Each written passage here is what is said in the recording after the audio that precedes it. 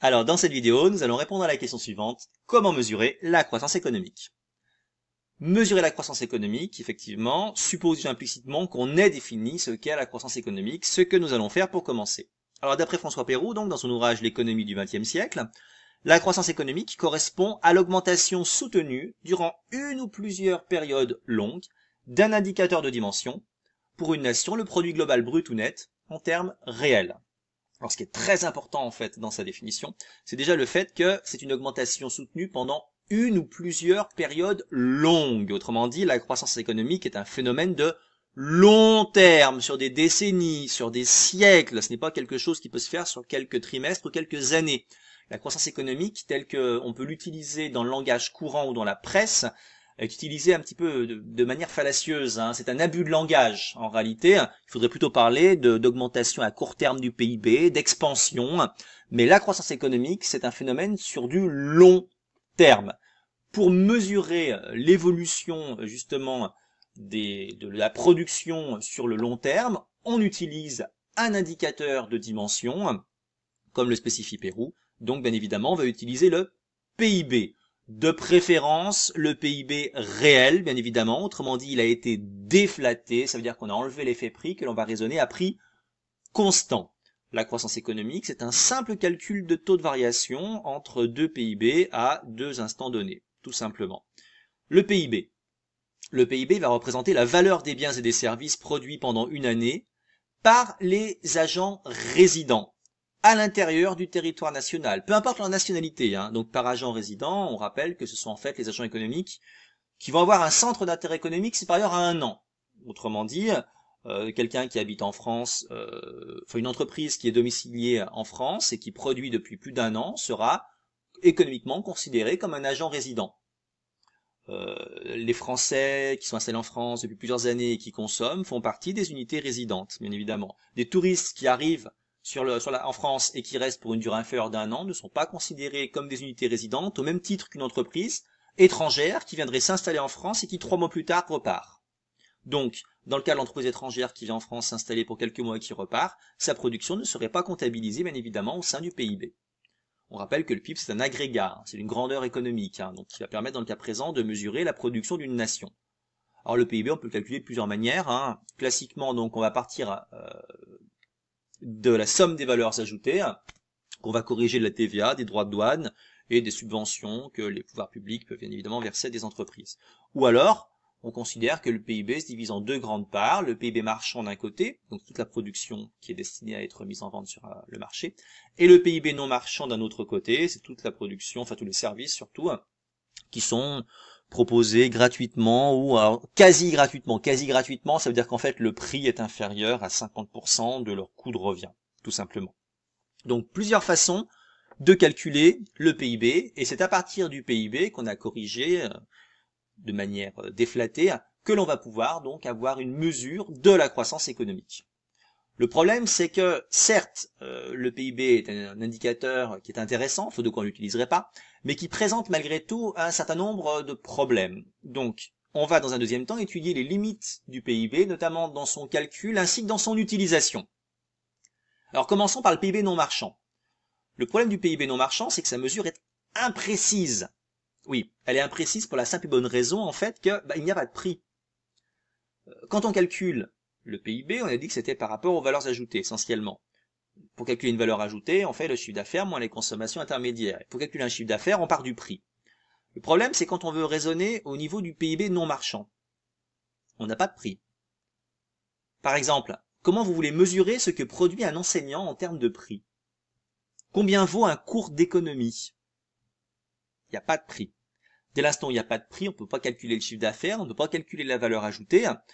Et donc calculer le PIB ne peut plus se faire directement. Donc on fait des approximations, on fait des estimations. Comme vous ne payez pas en fait directement votre enseignant, on décide que la production des enseignants serait évaluée au coût de production en se basant essentiellement sur les salaires bruts. Donc on voit qu'on n'aura pas en fait un PIB calculé très précisément, mais qu'on n'aura qu'une estimation de celui-ci. Le problème, c'est que le PIB non marchand représentait environ 30% du PIB total dans les années 70, et que de nos jours, le PIB non marchand représente environ 60% du PIB total. Ce qui veut dire que plus de la moitié du PIB total est calculé approximativement. De plus, le PIB n'inclut pas toutes les richesses qu'on peut produire au niveau de l'économie domestique. Quand vous faites le repassage, le ménage, le bricolage, tout ça chez vous, ce n'est pas considéré comme une production. Comme ce n'est pas considéré comme une production, c'est pas inclus dans le PIB. Alors que si vous faites faire le ménage par quelqu'un d'autre, là, potentiellement, par quelqu'un de manière déclarée, bien évidemment, là, potentiellement, évidemment, si vous faites intervenir quelqu'un pour faire la peinture, si vous faites intervenir une femme de ménage, tout ça de manière légale et déclarée, cela va de soi, et bien donc, dans le cas présent, cela correspond à des productions, sens économique du terme, ce qui est inclus dans le PIB. Alfred Sauvy le disait d'ailleurs, hein, épousez votre femme de ménage et vous ferez baisser le PIB. Parce que la richesse produite par la femme de ménage est incluse donc dans la production nationale, alors que si vous l'épousez, bon, bah, elle va continuer à faire le ménage, bien évidemment, elle le fera gratuitement cette fois, et donc dans ce cas-là, cela sera exclu du PIB. Le PIB n'inclut pas également toutes les richesses produites au niveau de l'économie souterraine. Alors l'économie souterraine, on rappelle, ce sont les activités productives illicites, interdites, drogue, prostitution, enfin proxénétisme surtout, etc. Drogue, proxénétisme et compagnie, ça représente environ 1% du PIB. Là aussi, c'est une estimation, bien évidemment. Hein. Et l'économie souterraine inclut également toutes les activités qui sont légales, mais qui ne sont pas déclarées. On pense au travail au noir, on pense à la fraude fiscale. Alors bon, dans ce que j'ai pu dire, on a une petite nuance à apporter au niveau du trafic de drogue, en l'occurrence, puisque maintenant, il est inclus dans le calcul du PIB. Donc ça veut dire quoi? Ça veut dire qu'en fait, on a une partie... Alors, on peut pas dire de la production, parce que, économiquement parlant, c'est pas considéré comme de la production. Mais on a une partie de choses qui sont fabriquées et qui sont vendues sur le territoire national, que ce soit des biens ou des services, qui correspondent à plusieurs milliards d'euros, mais qui ne font pas partie, qui ne sont pas comptabilisés dans le PIB. Donc on voit bien, en l'occurrence, que finalement, le PIB est sous-estimé, parce qu'on exclut un certain nombre de choses.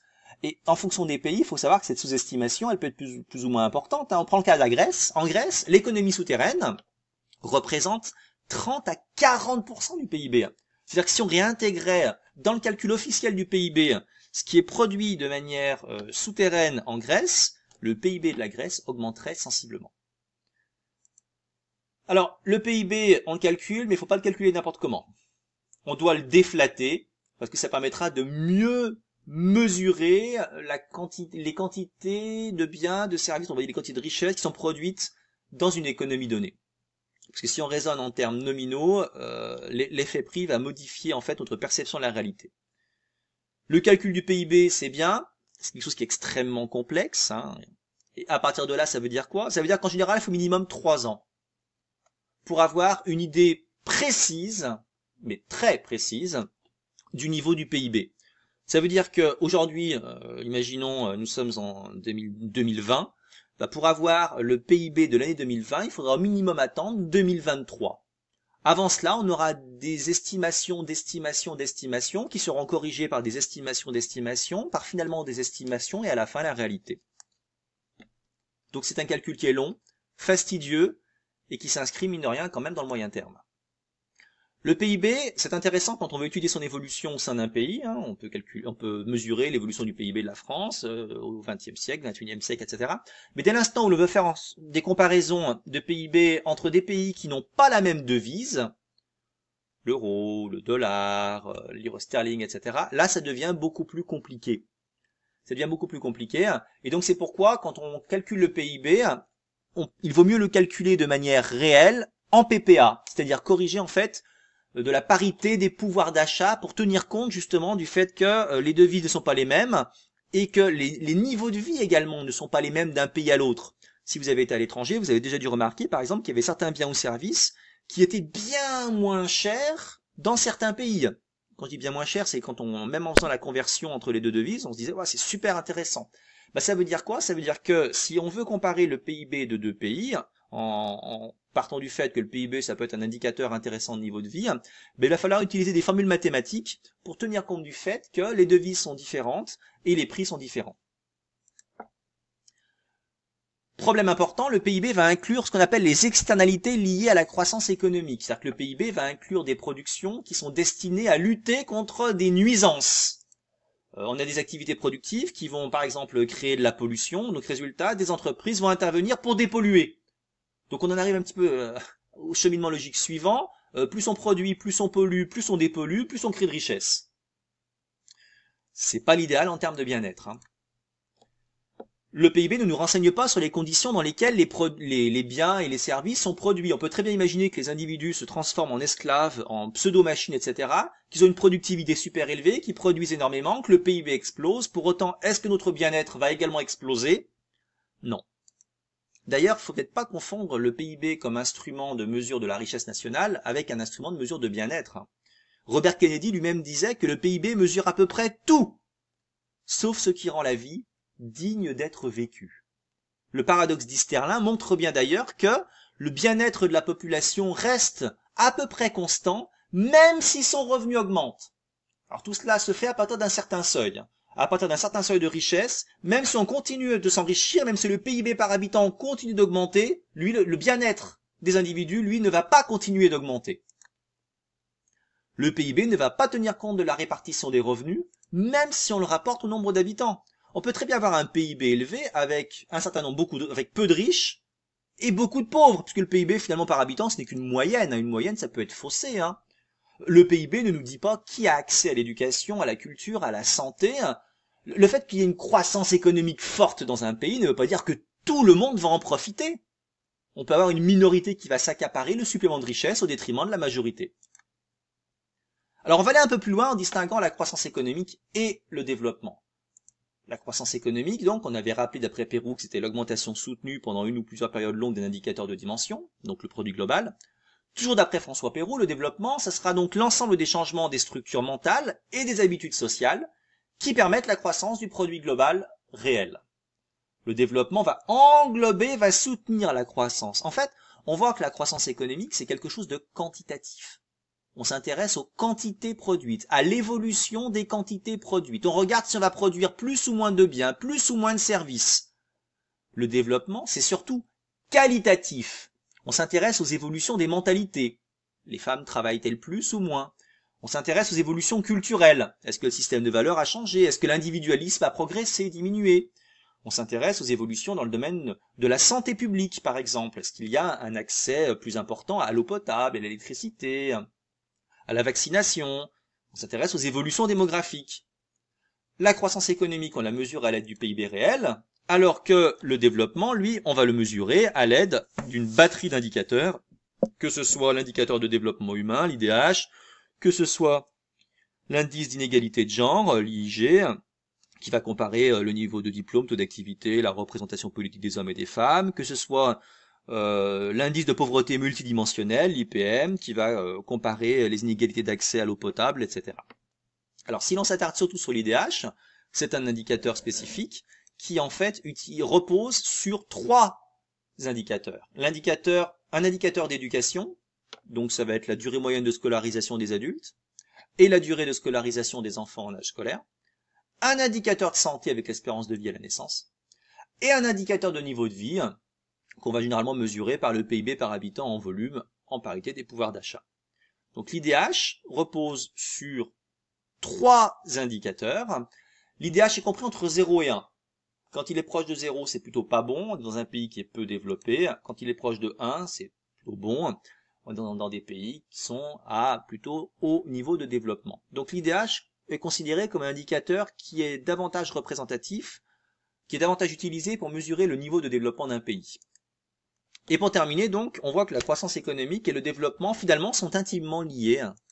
Parce que la croissance économique est source de développement, plus il y a de richesse, sous réserve que les pouvoirs publics jouent leur rôle, plus il sera facile de la répartir, plus on pourra investir dans la formation, dans l'éducation, dans la santé, et plus cela permettra finalement de pouvoir diminuer les inégalités entre les individus, de tirer tout le corps social vers le haut. Et inversement, si on a du développement, si on a une main-d'œuvre qui est mieux formée, une main-d'œuvre en meilleure santé, si on a des valeurs qui sont progressistes et qui permettent justement de pouvoir inciter les individus à donner le meilleur d'eux-mêmes, et bien finalement ce sera également source de croissance économique. Donc on voit qu'on a une relation qui est réciproque, même si ce n'est pas tout le temps vrai dans les faits.